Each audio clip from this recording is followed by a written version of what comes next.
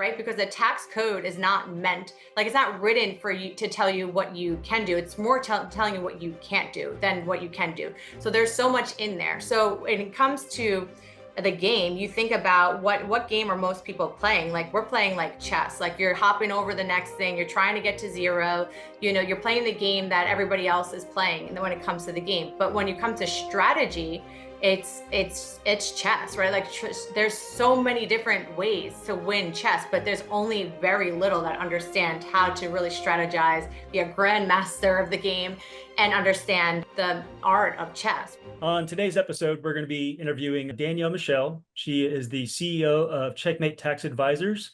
They're headquartered out of Charleston, South Carolina, but they have offices in New York and Florida as well. What's really why we wanted to bring her on today was what Checkmate does is they are forward thinking. And by that, I mean, when they help business owners prepare for tax season, they're already prepping for next year. They're not talking about what they did the year previous, as most CPAs do. So this episode is for our business owners to really start prepping the rest of 2025 and thinking about what they're going to be doing the rest of the year going into next tax season.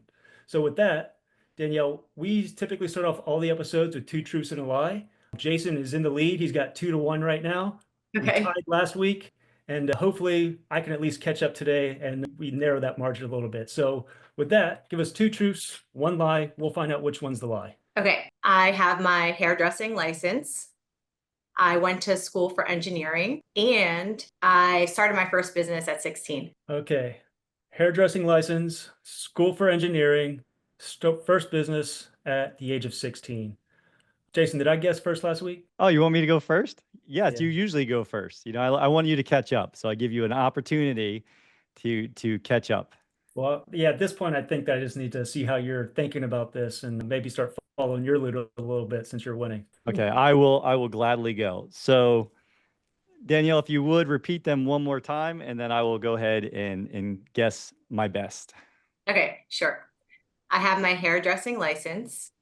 I went to college for engineering, and I started my first business at 16. Okay, so I'm gonna go with, let's see. You started your first business at 16 is true. You also did go to school for engineering, and you do not, even though you have fabulous hair, you do not have your hairdressing license is where I'm gonna go. And you can't tell us yet, because remember, it's Jeremy's turn Okay. next. So Yeah. Poker face. I think the exact same thing. I think that someone who's worked with business owners probably started off their entrepreneurial career pretty early. Age 16 seems pretty good for me. She works with numbers. It makes sense that maybe she has an engineering background. And for the folks who aren't watching on YouTube, you're listening to Apple or Spotify, she does look magnificent. Her hair is very well done, but I don't think that she's the one doing it. So I'm going to say the hair is the lie. Okay. Can I tell you now? we're Yes. both wrong. Okay. Yeah. So I did start my business at 16. I did not go to school for engineering, and I do have my hairdressing license. I do not utilize it besides on myself and my 3 sons for buzz cuts now, but I do have a license. All That is right. awesome. How old are your 3 sons? I have a almost 5-year-old, 7, and almost 10-year-old. So 5, 7, 9, the 3 boys. Yeah. You have your hands full. That is super cool. And I had your LinkedIn profile up, and I so wanted to cheat, but I'm like, no, I'm gonna keep It integrity. wouldn't be on there. You'd be I'm gonna public do it college. based on my listening, but I was gonna see if you had college stuff Yeah. on there. Yeah. Yeah, So college. But yeah, unfortunately, I do not utilize the hairdressing license. Originally, the first business that I was going to start, I wanted to open a franchise of salons and like beauty and all that. So I did get my license while I was in high school, and I started a hairdressing business on the side as well. And then I thought I was going to expand into that. I'm just an entrepreneur at trade and at heart. So I've been in all different types of things. It doesn't make sense with my CPA that I am now and running a CEO of a tax advisory firm. But we'll get into that today of all the different things that I've been involved in. What was that business you started at 16? That was a hairdressing business. Okay. So I had my own business, and I did like weddings and specialty stuff on the side. So I had my own business cards, extensions. I did just like specialty things while I was in college. It went through till I was like 22 years old. Yeah. So that's quite the jump to what you're doing today. So how did you get into tax advising? Yeah. So when I was in college, you're required to take certain classes when you take a business degree. So to back up even a step further, ever since I was younger, I always just knew that I didn't fit the mold when people would ask me what I wanted to be when I grew up. So I didn't want to be a doctor, a lawyer, or an astronaut or anything prestigious. I just knew I wanted to own businesses. And I didn't know where that was going to go, as a child, but I would always like just fantasize about different businesses and like play the game of like pretending to do Shark Tank before it was a thing in my own home. Besides lemonade stands, I tried to have like nail salon stands. I was always into like fitness and beauty and all that as well. So as a young age, I just went to what I liked to do versus what made money. So that's how I ended up doing, because I had a passion for the beauty industry initially. So I started doing hair, and then I was like, I'm going to just own a ton of salons and I'll just create a franchise. And that's what I want to do. So I went to school for business thinking that's how I would start out. And then once I got into the industry, I realized that that wasn't for me. And I actually went to school for, I switched to accounting from like just being business. And because I was good at it, I found it interesting and it came really easy for me to get A's.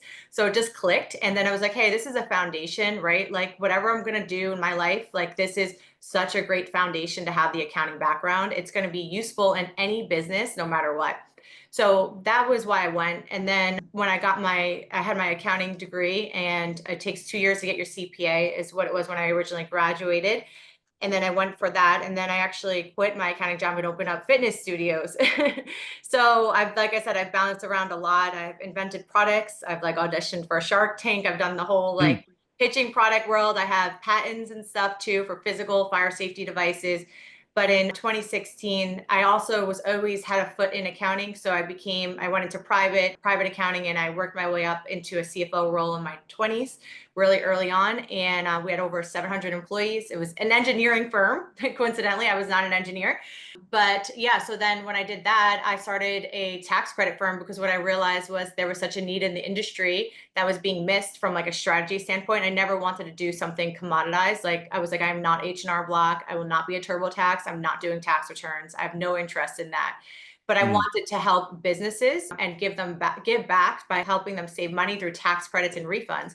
So I started a business called Manufacturing Tax Recovery Services. It's so specific because it was all focused on manufacturing and saving manufacturers money. But there was a huge need in that. And that's what we're hearing now with everything that's happening in politics, is trying to keep America like as the hub for manufacturing. That's why we're going through these tariff wars and trades and whatever else is happening. We won't get into politics today, I promise. But the point is that it's to promote U.S. businesses. So there's a lot of credits and refunds, et cetera, that was missed. So as I was working for a manufacturer that we were doing 80 million, 100 million in sales when I first started, there was just anyone I would pick up the phone to call, the top accounting firms, they just didn't know the answers. Everybody would just point me in a different direction. And I'm on the phone with specialists all over the states and all over the country to try to come together with a strategy and a plan. And nobody can give me an answer. And I'm here 25, 26 years old, as like running this 700 person company. And I'm like, well, if you guys can't do it, I'm going to do it then, So then it started with that. And then the owner of that company the main owner had 40 something businesses, and he loved the idea. So we got back refunds for over $500,000 from a method that I put in place for getting estate refunds in process. And then it just branched off from there. So I started really focusing on how to get money back into small businesses and keep money in their pockets through refunds, tax credits, and strategy. And yeah, that's what, I could talk to you about how I'm now at Checkmate, which is another branch of it, but that's how I ended up into accounting. So as I had physical product, I also then started this business, and I had a few things going at one time. So, but right now I'm all in on being the CEO of Checkmate Tax Advisors. And then I also just do my own investing in real estate and everything else on the side as well. So how did you go from, I guess, what a lot of CPAs and tax advisors do, where they do look in the past, right? Hey, what did you do previously? Give me all your receipts. Tell me what you were thinking here, to being forward thinking. Why did you not follow the traditional path of working in the past and instead become, the ghost of Christmas future, so to speak? Yeah, so that's exactly where the whole play came into place of my interest, because listening to the market of what the feedback was, like hearing just from friends to neighbors to eventually customers complaining. Originally, I didn't do tax returns. We just did these specialized services, like more strategy and tax credits and stuff like that. And I wasn't interested in doing tax returns because of a few reasons. Number one is I felt like there is a respect issue in the industry. So what that means is there's accountants that are not forward thinking, right? So they're more archaeologists where they're looking backwards and trying to then work with what already happened as a past tense, and then utilizing that information and trying to now just, you know, plug and play the game in, and just there's not much you can do, right? There's not much happens there. But then the customer then gets frustrated with that process, right? Like, you were supposed to help me. You were supposed to tell me about this. I heard from another webinar that I listened to. Yeah, I heard from another webinar that there's this tax credit that I should be doing. Or like, why are we not taking advantage of cost segregation study when I own real estate? Like, why is this not being done for me? And then there's just this like level of just like, there's just a broken connection when it comes to the customer and CPAs or accountants or enrolled agents, whoever you're using. But what happens is, like, most of the time, there's a few different things. Number one is, like, when you sign up for those services, like, are you signing up for strategy? Right? Like, is that actually what's the expectation is? Like, is that in a contract? Like, have you guys discussed that, or do you just expect that? Right? Because that's number one, is maybe it's a misunderstanding, right? Number one. And then the accountants, like, when you go to school, like I have my degree, I have my CPA and all that, and they don't teach you how to strategize in school. They teach you how to follow the code. They actually don't even teach you how to file a tax return. They don't even teach you how to pass the CPA test. They teach you accounting, they teach you tax, they teach you hypothetical scenarios, they teach you how to understand, how to read the law. But it's up to you as an individual, as a professional, to take the time and knowledge and commitment to educate yourself beyond that, right? So that's where what happens is, a lot of times I just feel like in the profession, individuals like CPAs or accountants, they just kind of stop the knowledge there. And maybe they take we have CPs that were required to continue on with your continuing education always, but again, like, is it in the right things that we're choosing our CPs? Are we just racing to get it to check the box at the end of the year? Coming from an accounting background, like, I see all the different sides. In my prior business, because I didn't do tax returns, 90% of my referrals either came from either A, my customers that referred other customers, or B, came from CPAs because they didn't do what we did. And it like blows your mind, but they're looked at as like general practitioners. So you go to a general practitioner when something hurts, right? Like, so if like your arm hurts or something's wrong with your knee, maybe you have your trusted general practitioner. And when you go in for your checkup, they're like, is anything wrong or bothering you? And you're like, this is it. It's my shoulder and it's killing me. Do you have a referral? And then they're going to send you to a specialist, right? And then you want the best of the best. If it ends up being something that requires more work, like maybe you need a surgery, MRIs, whatever it is, God forbid. But then you go to a specialist, right? So like, we were the specialists, we are the specialists, but now we're also doing the commoditized thing, but in a different way. So that's where I think a lot falls off. Is number one is the conversation happening for the expectations on both sides with your accountant and CPA? Because maybe it's just a conversation that needs to be had. Whether they're a fit or not for you is a different story. What I see happen often is individuals outgrow their CPA because maybe you're like taking on the commitment to educate yourself and to find out more and have these conversations. So now you're kind of outpacing your CPA, right? Because they don't have the time, because there's the way that they structure their businesses. Most of these CPAs, and the majority of the industry, is sole proprietors, right? Like, it's an individual that's doing everything. And maybe they have someone that helps them part-time with like some paperwork or like answering the phones. But majority of accountants, they are their own shop. Like, so if something happens, there's no more business. What are some questions that a business owner or an individual should be asking to make sure that they're getting what they want, right? Like you said, some people think they're signing up for strategy, but that's not what they're actually doing. Can you give some advice to our members on what questions they should be asking during the interview process to see if it's a good fit? Yeah. So I would start with asking, how does your process work, right? Like, just number one, like, the answer is like, you're going to send me your documents at the end of the year, and then I'm going to file them. Okay. Then that's what you're getting, a tax return, right? So you're just getting a tax return filed. Okay. But okay. So how often are we going to speak? Well, if you have a question, you can call me. Okay. But is there any cadence of like, hey, like, there's things that you find out and bring to me, or like, how does that work? So like, how often are we going to speak? How does your process work? And then ask them, like think about when you're interviewing somebody to hire them. Like, I always ask the question for every single potential employee that I have a conversation with in an interview is like, what are you doing to educate yourself further? Like, do you listen to podcasts? Do you read books? Are you like in the industry? Like, how do you stay up to date? That's so important. If you're looking for a forward thinking strategist, you're going to want somebody that has a quick answer when it comes to how they're bettering their own education, taking the time out for themselves. So those are three key questions that I would ask for sure. And I love everything you're sharing about. I could tell the passion, right? Can anybody else feel the passion? If you're listening, you hear how passionate Danielle is about taxes and tax strategy and forward thinking. We talk all the time how we want builders. We want people who are creating, who are thinking differently, rethinking their thinking, and that's everything that Danielle's sharing. So, like, what is, I guess for you, how are you? Like, if you are the one, and actually I have two questions. First question, why Checkmate? Why is it called Checkmate?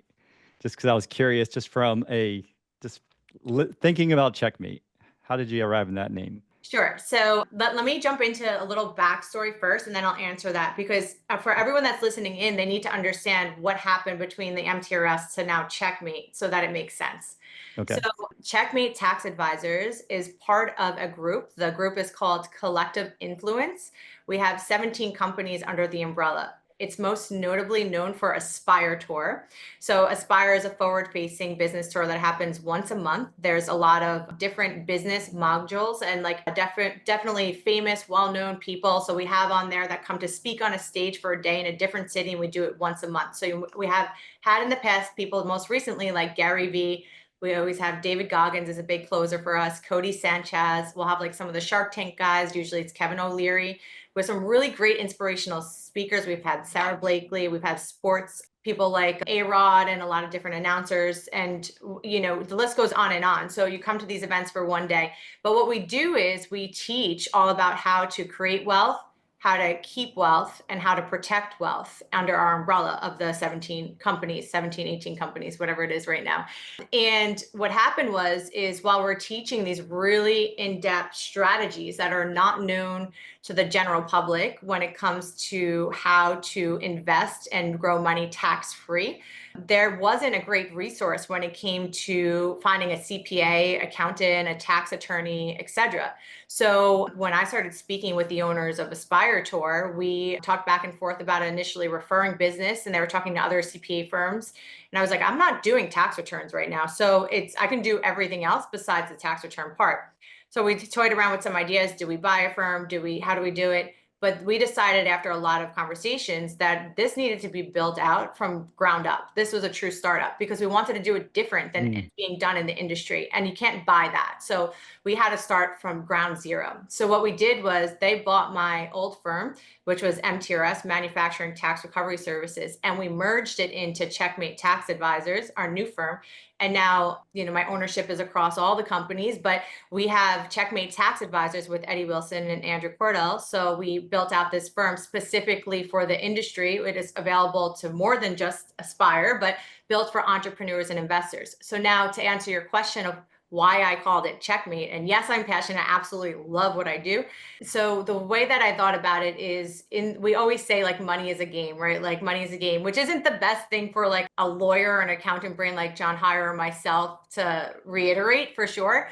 But in a sense, it truly is, right? Because the tax code is not meant, like it's not written for you to tell you what you can do. It's more telling you what you can't do than what you can do. So there's so much in there. So when it comes to the game, you think about what game are most people playing? Like we're playing like chess, like you're hopping over the next thing, you're trying to get to zero, you're playing the game that everybody else is playing. And then when it comes to the game, but when you come to strategy, it's chess, right? Like there's so many different ways to win chess, but there's only very little that understand how to really strategize, be a grandmaster of the game, and understand the art of chess, right? So that's where like Checkmate is winning the game. It's strategic, all the things. So when I was toying around with a name, we were talking about like formalizing it, what it's going to be called. And then one day it came to me and I'm like, Oh, it's Checkmate. It is so Checkmate for so many reasons. So it's Checkmate to our soul. And we all were like, yes, when we sent that text out to everyone, they're all like, it's Checkmate. So it just aligns with our vision, our values, and our goals.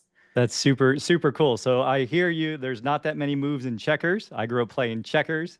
And so with chess, there's so many moves and you have that commitment to mastery of being a grand master. So that's pretty exciting. So the second question was how, with everything you just shared, right? In your commitment to mastery, in like Tom Wheelwright says, the 7,700 page IRS book is a coupon book, and you got to know how to read it, how to go through it. So, what are you doing to stay on the cutting edge of what's happening, especially with politics and how things are changing, right? Like, how do you keep yourself that forward thinking and keep getting better?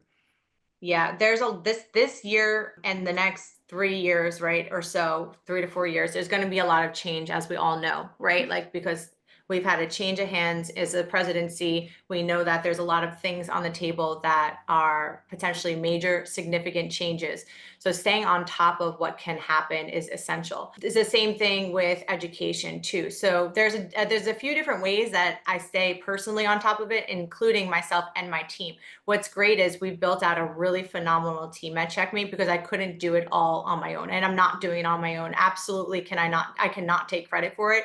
Our team is what keeps us in the loop. So we have like John Heyer, who is a phenomenal tax attorney. He's known as like one of the probably the number one, we call him the tax-free attorney in the US, right? So he focuses on self-directed IRAs and ROBs, which are really intricate and not a lot of case studies and data for him to work with, but tons of research. And then we have Jason Lapser, who is our tax director, previously came from one of the number 5 nation's largest firms, which is BDO. And we have James, and like you guys have met some of the staff there, and we have a really phenomenal staff, and all of us are forward thinkers equivalently. So we're constantly sharing resources. So between like you can follow the news and you can follow politics, right? Of course, to see what could come up. We don't go too far in depth until something gets close to getting signed, right? Like so if there's like the House or the Senate, whatever it is. But otherwise, we can hypothetically speak. But there's way too many moving pieces for us, but to make a decision based on of just potential outcomes. So we're constantly staying up to date, but we keep each other in check, right? Like our team, the rest of our team. I also have a team with MTRS. We have staff in New York, and we also have staff in South Carolina as well. And we all keep each other in check. So we're all consistently really forward thinking. And that's what I look for when I look for employees. And that's why I asked that question of how do you educate yourself? Like, what are you doing to better yourself, whether it's self-improvement or whatever it is? And if it's up to us, right? It's our duty and obligation to serve our clients in that manner. So it's up to us to stay on top of everything, as much on top of it as we can. So we all hold each other accountable. So what are some things that the business owners can start doing, right? So you guys are doing all this forward thinking, but as a business owner myself, as Jason, as like my wife works in law, right? They're not in the tax code. They don't have the same resources or the network that you have. So what is it that our business owners can start doing now to kind of prepare for the rest of the tax year? Yeah. And say one more time, your wife works where, you So said? my wife's an attorney, right? So Okay. And law, you said. Okay. yeah, so she's Okay. not doing anything in the tax, space at all. Her capacity, her bandwidth is not in taxes, but she's Yeah. still going to be, working in business. So what are some of the things that maybe she can do to kind of set herself up, or, our members just in general, the W-2 employee, perhaps? I'm not quite sure, but what are people like things that they can do this year to start being forward thinking rather than just keeping their receipts in a shoebox? Right. So the sooner you start, definitely the better, right? So if you're going to try to wait till like the last quarter because you're busy, you're not going to be able to take advantage of a lot of the things that are out there. So really, number one is going to be to make the commitment to spend time, block it off on your own calendar. If you're trying to DIY this yourself, you're going to need a lot more time, right? To understand, to educate, to follow leaders and industry experts and educate yourself so that you can start creating your own chessboard, right? And strategy board. But number one is you have to agree to a commitment with yourself to be able to plan out your year. So if you're going to try to do it yourself, you're going to need to really educate and spend that time blocked off. And even if you're not doing yourself and you have a strategist, there's still a level of commitment there that has to happen, because we can't force, you to do all of these things that we suggest. So there's still action that has to be held and accountability that has to be done on your side as well as the business owner. So there's a few other things you can do. So besides understanding the commitment, you want to make sure that you pay attention to deadlines. So if you are on extension right now, like you have your personal returns are due in 4/15, right? So you may be on extension right now, and you can either be filing, if you're a business or personal, between September and October. So you still might have some time on the past, but I want you to focus more on the current year for going forward, to see the things that you weren't able to focus on for last year. So know your deadlines, because if you're like an S Corp, you should be making estimated tax payments so that you can avoid penalties and fees, because you're just paying it at the end of the year in a lump sum versus being able to strategize and plan out for the entire year. Make sure your structure, right? If you're a business owner specifically, this is the third thing, make sure your structure is the right structure for you. So there's no right answer to like everybody $75,000 and over should be an S Corp. No, it depends. There's a lot of factors that go into making that decision, but I want you to take time out to reevaluate where you are, because where you are today may not be where you were 4 or 5 years ago. You may have outgrown not just your CPA, but your business structure, right? So you might be a sole proprietor, but maybe you're at a point where you're making different money now and you want to pay yourself a salary. And you can't do that on a single member LLC, and you want to get out of self-employment taxes. So maybe you should be an S Corp, or maybe you should look into some advanced strategy and you're looking to sell a business in a few years. Then maybe a Rob structure might be for you, right? Like understanding how that works and being able to benefit to grow your retirement account and be able to exit in the near future from a more tax advantage standpoint. And then the fifth thing is definitely make sure you pay attention to your retirement as well. So the traditional route, like through just traditional 401k, is what's most notably known. But if you're a business owner, generally, and you're starting out as a small business, you do not have a 401k for yourself set up, right? So understanding your desired outcome is really important. Where you want to be in the next 10 years, where you want to be when you retire and you start to just settle down a little bit, because maybe you're at your peak right now, and you're working like a dog, but you don't want to sustain this level in your heightened season where you're super high functioning forever, right? Like eventually maybe you want to just slow down a little bit or whatever it is, but you want to maintain that same income level. So how do you do that? Maybe you look into some family banking to try to get life insurance bumped up so that you can have some money to borrow against, right, in the future at a preferable rate. And you can design that out for yourself. Maybe it's setting up self-directed IRAs and you're ready to move money and you want to invest in some things for when you're 59 and a half, to be able to pull out and benefit from these things, depending on where you are at in your life. Definitely look into your retirement accounts and maximizing your contributions if you can, especially if you're in that heightened season right now where money is flowing in. You're going to want to take advantage of being able to fund things. So it's just reshifting and prioritizing what you're investing your money into. Maybe you don't get that software program because you get an IRA, this year, or you look into some grant funding for that software or whatever it is to try to supplement. There's different things that you can do.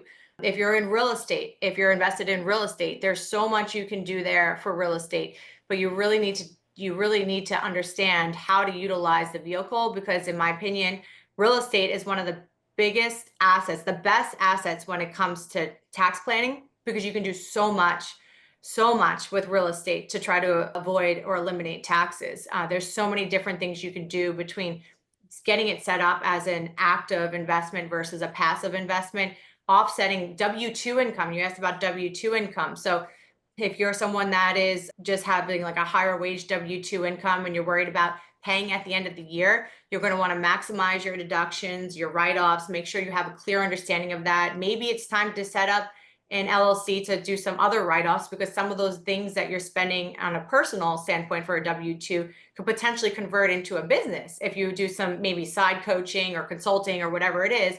So make sure that structure is there correctly as well. But for a W-2 real estate, circling back to real estate, there's some great advantages whether you're W-2 or not, as short-term rental loopholes. You can do so many different things with cost seg, and if you're eligible to gain real estate professional status, if you're looking to exit, there's a different strategy with 1031s, but having the knowledge is so important. So spending the time to educate yourself, because that's going to be essential. Whether you have a strategist or not, you're going to want to have an understanding of it, because it's going to help you make decisions when you know for your next move. Like if you know that because of a short-term rental, you can offset your W-2 income, and you know that you're going to pay taxes at the end of the year, that's going to incentivize you to then maybe invest in a short-term rental versus a long-term rental. Because if I'm a W-2 person, I can't really do anything with a long-term rental besides I have an asset, which is great, and I can cash flow, and maybe I could do it in a self-directed IRA, but there's nothing from a tax benefit for now.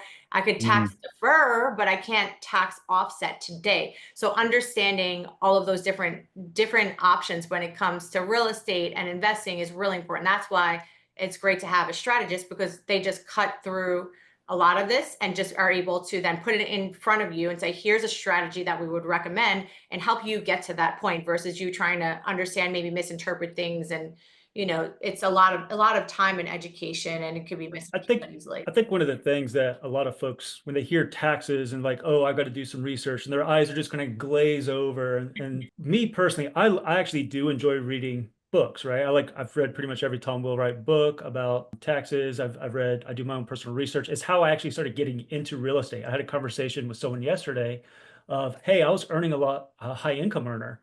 How was I offsetting it? So I got into real estate for the tax play, not necessarily one of the benefits of it is the wealth side of the house, right? But it was the tax savings. And I think that people are kind of missing the mark here that, when we talk about money, when we talk about wealth, and you hear about people, oh, I've got, the big car, the fancy watches, or I'm living this lifestyle, that a lot of that comes back from what you said earlier, create, keep, and protect. Taxes, if done right, are sexy. They are. It's not boring. It's not something that you have to think about with grandma or grandpa and the silver hair and the glasses and the nerd with the calculator. Like this is the creation, the protection, that wealth strategy. And if done correctly, taxes are sexy. They really are. You're both making it fun. I mean, I wish Danielle was passionate about this. It'd be a lot more exciting if she had a lot of passion behind what she does and just really bringing all this knowledge. But what I'm really hearing is you're telling the people that are listening, the builders, right? Because there's only builders listening to this. There's only people who really want to know, how can I do things differently than everyone else? How can I not follow the herd? How can I be in the smaller percentage that are going to think for myself, take ownership of the thing?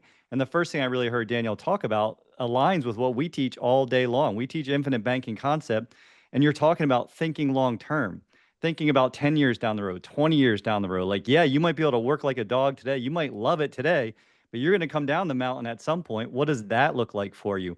How are you building your business around your life versus the other way around? Like, how can you be intentional with the strategy? How do you, because there's so many moves. Like you outline like 15 different things. I was writing notes and I was like, there's so many different moves when it comes to being an entrepreneur. It's almost like being a parent, right? Like no one gives us a playbook. No one says, hey, one boy is going to be like this, another boy is going to be like this, and this is how you guide them, this is how you direct them. It's all based on setting an intention, right? First, kind of thinking long term, and then just deciding like, what do you want, and start building towards that by asking different questions. Yeah, proactive tax planning really aligns with long-term wealth development. And I think people kind of forget that. They miss the mark. And that's where you end up at the tax year. Taxes are due, that year. And you're like, oh, do I owe taxes? Am I getting a tax return? It shouldn't be a question. Like you should go into the next year of knowing where you're going to be, plus or minus, at least like be on the pitch. Like don't be thinking that you're showing up to a football game and everyone's playing baseball, right? So what are some tax saving strategies that, just general speaking, I'm not talking about specifically real estate, not talking about like specific things to a specific industry, but just in general, do you have any tax saving strategy advice? Yeah, so what you're saying is right on. And it ends up being just like a guessing game more often than not, right? At the end of the year, it's like, I'm waiting for my accountant to see what my bill is going to be. Like, how unsettling is that feeling, right? Like, you're waiting for somebody to choose your destiny to write a major check or not, or maybe get a refund, and you have no idea what that result's going to look like. Like, that's not a good feeling, and that doesn't feel fair either, right? So It is not a yeah. good feeling. No, when Uncle Sam, we got approved to be an S corp a couple of years ago, and it was backdated, and I was like, "Woohoo! It's Thanksgiving. We're an S corp. We're gonna save $27,000 approximately." And Uncle Yeah. Sam's like, "Hey, here's a $40,000 payroll tax bill," and I was like, "What? Yeah. I didn't know that was gonna happen. What are you talking about?" But anyhow, back to like it is like that. It is like that when you're a business owner. You're like, I don't know what's gonna happen. When's it gonna happen? Should I be worried? I've been paying my taxes up front. I've been doing the things, but like I made more than I expected or more less than I expected. Like, how's that gonna happen for us? Right. Yeah, exactly. And it's something that happens more often than not for sure. So, and you see this frequent reoccurrence, like that's just like a phenomenon between like business owners. Like business owners generally, like if you're a successful or hardworking business owner, like you have no off switch, right? Like you truly don't. Like if you're all in as being like an entrepreneur or business owner, like you really don't ever fully shut off. Like you will answer sometimes emails at what the wee hours of the night or whatever it is. Like it's not a 9 to 5. It's a whole different level of a commitment. But then at the end of the day, you want to feel like it was all worth it, right? Because you're committing time to Mm, so many different pieces of your life, yourself, your family, right? Your friends, your own education outside of like your business, right? Like all the things, your hobbies, the things that you like to do. Like and you're making these major sacrifices as a business owner, which is so different than a 9 to 5. There's sacrifices there too, but in such a different way. It's so different. But is it worth it at the end, right? Like, because at the end, what I hear so frequently is like, I work so hard, but then like I feel like I take home nothing every year because of this. And then I'm just slapped with a bill to work like 70 hours a week year round. Like, why am I even doing this? And that's where like planning is huge because if you have one piece of real estate, that shouldn't be the case. If you have a business, we can plan with you. So to answer your question, Jeremy, specifically about like what should individuals be doing or business owners, there's so many different things without getting into specifics, but just from like a general standpoint, like make sure nothing's being missed for you, meaning like your write-offs, your deductions, because like without getting into specifics, right? Like there's home office deduction, there's all different things from a vehicle standpoint, understanding how to capitalize on those things by being able to take advantage of your maximum deduction. There's things like bonus depreciation. Bonus depreciation is about to be gone, right? Unless it gets voted back in through the Tax Chop and Cuts Act, right, from 2017. It is now down to 40% for 2025. It'll be 20% in 2026, and then it'll be gone. And bonus depreciation basically lets you write off. It was originally when they passed it, when Trump was in place the first time through TJCA Act, it was originally 100% you were able to take. So there's things that come out every year, right? Like that are either phasing or changing. So having a good understanding and handle of those things. But yeah, definitely making sure like just if you're basic, like should you be taking the standard deduction? Should you be itemizing? Because we have the SALT pass through too, which is that limits the exposure in the states to $10,000, right? Of being able to deduct between your mortgage and interest. But there's pass through elections that can happen. If you have the right CPA, they should be making sure that you're taking advantage of those things. And that doesn't mean you have to have a business, but making sure that you're checking all those boxes. If you have children, maybe even just a basic 529 plan might be good from a state standpoint. You can save money through things like that. Again, deductions, making sure you understand write-offs and deductions, which generally are the same thing. They're interchangeable. Write-offs and deductions are one. They're just two different terms that are interchangeable, but making sure you have a good understanding of where you're spending your money. So start by analyzing where most of your money goes every week, every month, every year, and then seeing maybe there's something that you can do about it. Maybe there's a tax credit for these things, or maybe there's a deduction to offset some of these things. You want to make sure that you're not missing anything when it comes to what you're already spending money on every week, every day, every month. A good epiphany that I had by, attending one of the wealth events was hearing business owners go out there and they make income and they want to grow every single year, right? Like let's say that you go out and you gross $1 million in a year, but you don't want to pay taxes on a million. So what do you try to do? December 31st of every year, I'm going to make $1 million and then I'm going to spend $1 million and oh, Uncle Sam, nothing. But Yeah. next year, I want to make 1.5 or 2 million. And by the end of that year, I'm going to write it all off and be worth nothing. How is it that's not sustainable, right? That's not how businesses grow. You don't make income with the intention of going broke at the end of every year. So when Yeah. you're working with business owners and getting around that mindset of, all right, how can we do it strategically? How are we going to grow We're going to pay our fair share of taxes and nothing more. But our goal is not to go broke. So many people say they want money, they want wealth, but their actions don't say that. Their actions say, you know what I want? I actually want to be broke. And they end up in that poverty mindset, even though they're Mm. trying to be a builder, Oh, end up yeah. trying to put themselves broke at the end of every year. So how do you combat that? Yeah, that's good. That's good. You're so right on with that. And it is a mindset shift more than anything, right? Like through Aspire, we teach these methods. So there's time allowance for that. And people like yourselves that are members that are able to, you're committed to your own journey and educating yourself. And you've taken those steps, and you're active and you're making sure that it's best for you and your clients and your business. But a lot of people, we get clients that are outside of the community as well, and when we try to explain this from them from just the first phone call, it doesn't hit, right? Like it's not gonna hit in a 15, 20, 30-minute conversation. So it's kind of like the whole security thing. Like a lot of people don't end up getting like making sure their smoke alarms work until something happens to someone that they know, which is unfortunate, right? And it's the same thing with security systems. Like until something happens in your neighborhood, then now I'm getting a security system. That's where most of their sales come from, is scare tactics, unfortunately, right? There's like an emotional connection. So it's similar with taxes in a way, because understanding other people's journeys is what stands out. So like if you have a friend that had a major like flip, like, hey, like these people were able to save me like $200,000 from just me having a conversation for an hour. Like, and it's because of these tactics that I would totally miss before, right? Like it's a mindset shift. Like it's a commitment, it's a mindset shift, and it's not something that you can just light switch on and off.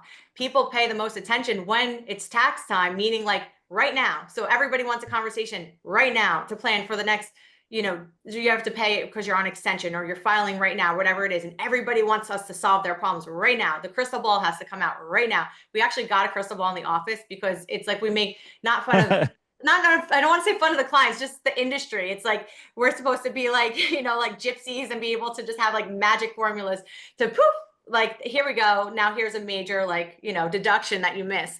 And sometimes we find that, but oftentimes, like if we're in a reactive state where you're coming on after you already like made all the moves and the year's done, there's only so much we can do. So there is a mindset shift. There's no easy answer to like do this method and then you'll understand it, it will work. It's a continued relationship. And that's why, like with what we do, I look at it as a partnership versus just like a client. Mm. It's a partnership. It's a strategic partnership versus just like, where the business for a customer, whatever it is. So definitely finding the right people, the right resources is important to help just feed that mindset shift, because that's what has to happen when it comes to understanding how to not look at trying to save money to zero, but instead how to now just increase your revenue, because the more money you have to pay taxes. Doesn't mean it's a bad thing. That means you're making money, right?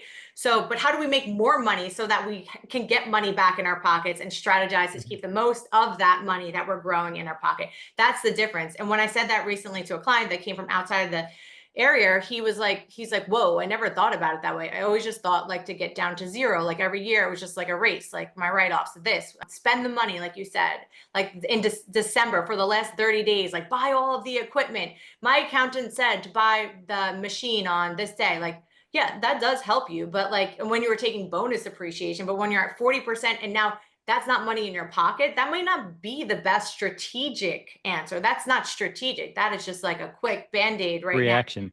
Yeah, Yeah, you're reacting. exactly. Yeah, and I think so. To really kind of hit the marks, kind of summarize things, if you're going to be a business owner, first and foremost, continue to be proactive about what it is that you're doing. If you're going to be proactive about your business, taxes are part of that business. You need to, be proactive throughout the year. Secondly, you need to partner with the right people. We're not asking you to be experts in taxes. There are strategists out there who are the experts. And partnerships, like what's that old saying? If you want to go far, go with a partner. If you want to go fast, go alone. You can Yeah. go fast all day long, but if you're heading down the wrong path, you might be heading out, towards disaster.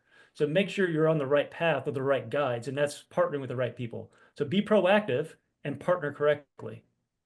I've got one more big question for Danielle here. What is the thing, like, with all the passion you have for this? I can tell you love people. I can tell that you're someone that enjoys creating and enjoys a lot of different things, right? You spoke about many different things you've had your hands in. but you have a special passion and desire to help people understand how they can strategize for the future, how they can play chess, set their business up. But what drives you? Like, what is your why? Oh, it's such a good question. It's such a good question. So there's a few things that drive me, but definitely passionate about creating, making a difference, being able to just have that like I always said, like I didn't want to be the person for taxes to be the bad guy, like, hey, you owe this much at the end of the year. But instead, that's why I started with tax credits and refunds and that method, because we were on the good side.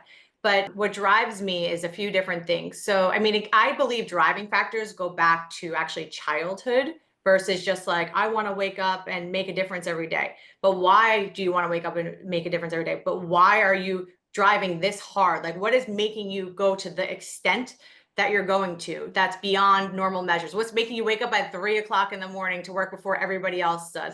What's making you, like, put in 70 hours a week even when it's not tax season? What's making you do all of those things? And it's not what's on the surface of what you would see or hear from today. It goes back to like childhood, right? So like I came from a point of where when my parents got divorced when I was younger, my mom never worked and she had to become like the lunch lady at her school, and everything shifted and changed. My father was an entrepreneur. He still is to this day. He recently retired, but we had so much inconsistency in our life, right? So I'm a third generation entrepreneur. My grandfather owned butcher shops. And then my father, when he came from Italy, and then my father, he had all different businesses, rare coins, he serial entrepreneur, he had art galleries, restaurants, all different things. But we had times where we had it all, and then we had times where we had nothing at all. So we went all the way up and we went all the way down. And then it was always just like every year was so different, right? Like so inconsistent of like, could we go on a vacation? Could we not? Like, did we have money for dinner? Did we not? Like, it was so inconsistent. So for me, a driving factor was consistency, number one, and financial security, number two, is definitely two driving factors, because I always said I would never be the person that's going to be inconsistent like that. I'm always going to make sure that I can provide for my family. And now I'm lucky to say that, well, not lucky, but worked hard for this, but my husband stays home and supports the kids. So it's a role reversal, right? Of like what's traditional in the world. Like he stays home and he does a fantastic job at it. And I wouldn't be able to do what I'm doing without him to be able to support my children. And I also want to be a role model to them as well. In addition to that, I love making a difference. So that's why I have that inventor brain. Like I would never do anything cookie cutter. So if I wouldn't want to buy like a laundry mat or anything like that. Maybe I'd invest in one, but that wouldn't be my act of business. For me, I love to make a difference. And something like this, I'm really passionate about because I truly want to help other people. So impact is a big driving factor for me.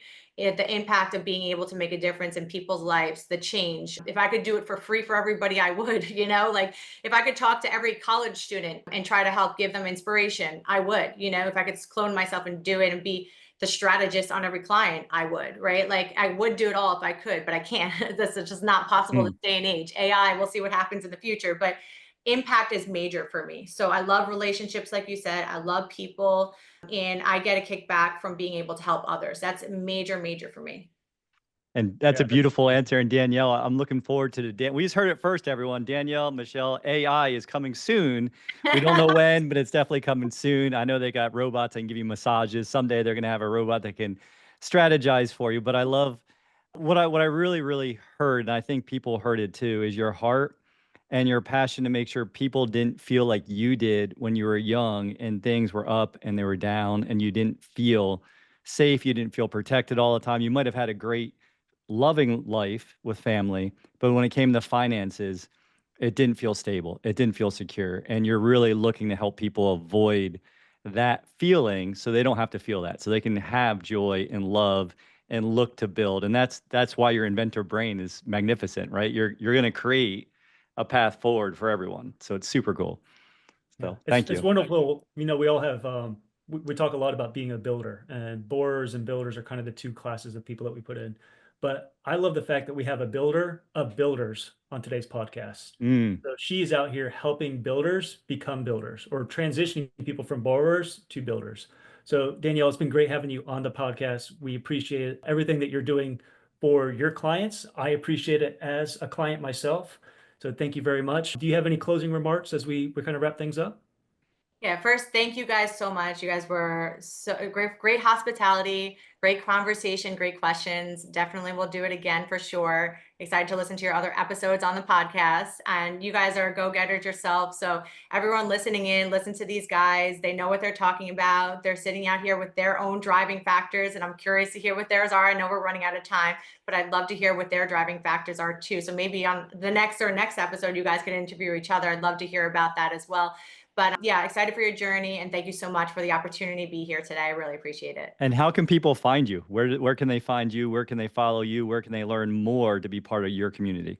Yeah. So for Checkmate, we have checkmatetaxadvisors.com or also Instagram and socials. For myself, it's Danielle Michel, but Michel's Michel. It's one L, it's like French, like Michel. Danielle Michel Ventures. That's pretty much my handle on everything. So I have Instagram, YouTube. I post a lot on LinkedIn as well, newsletters. So we give a lot of education between the platform for Danielle Michel Ventures and then Checkmate Tax Advisors as well. All right, perfect. Well, thank you very much. And Jason, as we're going to close things up, we're going to give it another shot this time. For folks that are listening out there, you're already in banking. You're just not the banker yet. You're just not the banker yet. Just not. Thank you, Danielle. We appreciate you. We wish you nothing but the best and blessings. We're looking forward to the next conversation. It's just starting the journey together. So thank you. Wonderful. Thank you so much. Bye-bye. Thanks for joining us on WealthWise Banking. If today's episode inspired you, please subscribe, leave a review, and give us a like. It's a simple way to help others discover these empowering strategies and join our community. Together, we're building a network of people who believe financial freedom is within everyone's reach. Remember, financial independence is about making every dollar work for you, one step at a time. Until next time, stay inspired, stay in control, and keep building your legacy the wise way.